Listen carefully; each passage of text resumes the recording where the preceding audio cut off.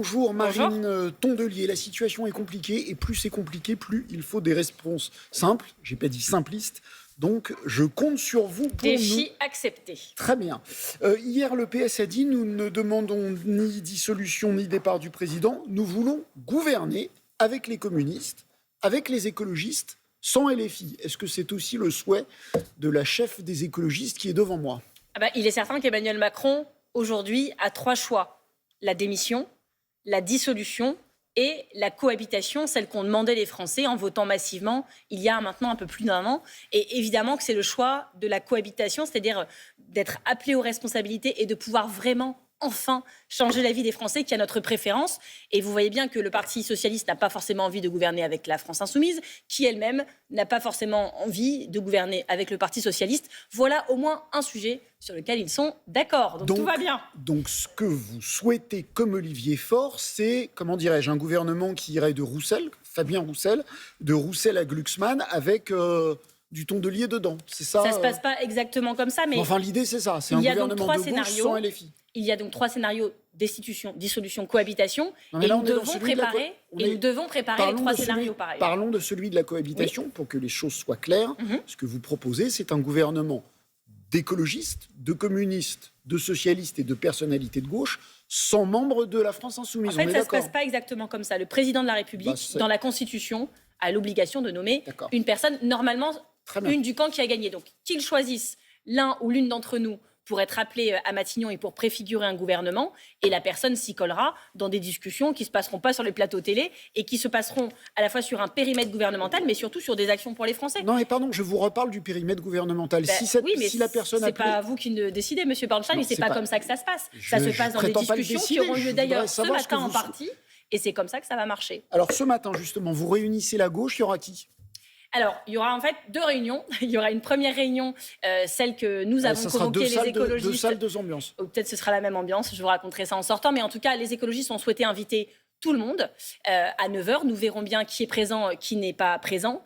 Et donc ça, c'est une réunion pour analyser la situation politique et travailler aux 3 hypothèses que je vous ai citées, parce que nous devons être prêts à tout. Il est 8h14, bientôt 15, vous ne savez pas qui il y aura. J'ai encore quelques coups de fil à passer. Non, mais le Parti socialiste a dit qu'il ne voulait pas forcément être présent, mais je sais déjà qu'il y aura la France insoumise, qu'il y aura Clémentine Autain, qu'il y aura des représentants de François Ruffin, du parti créé par Benoît Hamon également. Il y aura, je pense, au moins un communiste. Génération. Et donc, on va discuter là-dessus, voilà, Génération S. Et donc, on va discuter dans ce périmètre des 3 hypothèses dont je vous ai parlé: démission, destitution, dissolution, cohabitation. Il faut se préparer à tout. Et puis, pas de réunion commune entre les socialistes et les insoumis. Nous avons ensuite une réunion dans le périmètre que j'avais aussi convoqué. Vous vous rappelez, quand on a sorti notre plan de sortie de crise écolo, avant que le Cornu soit nommé, on avait dit ceux qui veulent gouverner ensemble doivent pouvoir se réunir. On les attend à notre local. Et on avait eu une réunion qui allait, là pour le coup, des communistes au Parti socialiste. Et donc ce périmètre se réunira aussi dans un deuxième temps. Vous voyez, l'avantage des écologistes, c'est qu'on sera dans toutes ces réunions. Vous avez accepté et pour l'instant, nous discutons avec tout le monde. Vous avez accepté le défi de la clarté, qui n'est pas tout à fait, pour le début de l'interview, j'ai pas tout à fait compris. Vous souhaitez la situation. Le meilleur candidat. Je fais aussi clair que je peux dans une situation qui est très complexe, et vous le savez. Moi, je fais mon métier comme je peux. Exactement. Le meilleur candidat pour gouverner, c'est Olivier Faure.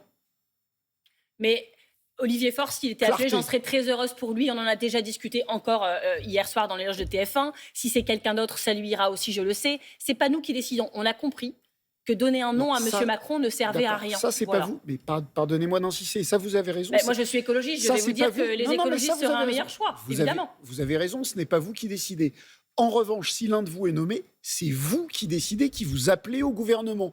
Donc, par oui ou par non, c'est assez simple. Mais ça se fait sur des lignes politiques. Est-ce que vous appelez des insoumis ou pas ? C'est quand même une question simple. Mais ils ont déjà répondu très très clairement à la question, et les socialistes aussi. Donc, ne faisons pas semblant. On va perdre du temps. Si vous êtes appelé au gouvernement, avec quel programme ? C'est celui du NFP de l'année dernière ou c'est un autre programme ? Le programme du NFP, c'est celui sur lequel nous avons été élus. Donc évidemment que c'est notre objectif. Après, il a échappé à personne que nous n'avions pas la majorité absolue à l'Assemblée nationale, et donc il faudra aller se battre pour chaque mesure. Je prends par exemple l'exemple de la taxe Zuckman.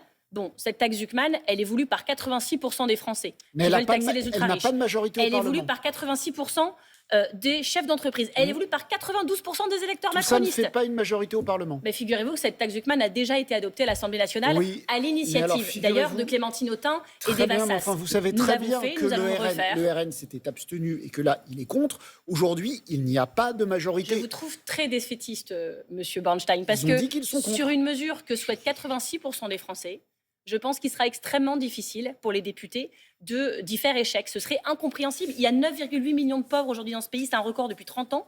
Et pendant ce temps-là, les 500 plus riches de ce pays ont vu leur J'ai fortune rien multipliée par inventé. 14 en 30 ans. J'ai reçu Voilà. ici même Jean-Philippe Tanguy qui a dit qu'il était contre. Si par hasard il n'y a pas de majorité, vous êtes nommé. Oui, il n'y a comme pas il a de changé la majorité. vie, j'imagine qu'il pourra changer la vie sans trop de difficultés. Il n'y a monsieur pas. le Donc vous essayez de négocier une taxe sur les hauts patrimoines la meilleure possible, même si c'est pas la taxe Zuckman que vous vouliez. La position de départ, c'est la taxe Zuckman.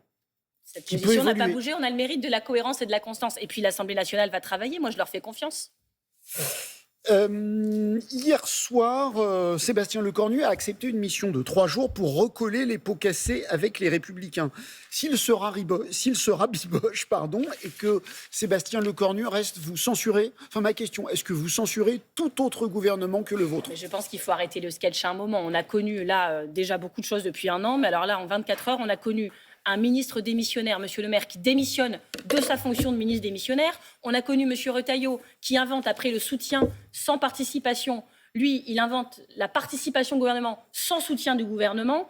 Enfin, tout ça est ridicule. Et donc vous censurez, Et- est-ce que vous mais- censurez tout autre Tant gouvernement qu'on que le vôtre? continuera à nommer des personnes qui sont responsables de la situation dans laquelle nous sommes, les mêmes causes produiront les mêmes conséquences. Il faut arrêter maintenant de vouloir s'obstiner et faire de l'obstruction comme ça. Les macronistes nous font tourner en rond depuis maintenant plus d'un an. Tout le pays est bloqué.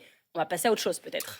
Marine Tondelier, auteure de Demain si tout va bien, chez Albin Michel, dont on n'a pas parlé, enfin qui est en gros... Vous réinviterez. Voilà, on vous réinvitera pour en parler, mais la situation C'est un politique feel-good book. Si vous êtes déprimé, lisez ce livre, ça va aller mieux. tendu. C'est chez Albin Michel. Bonne journée à tous.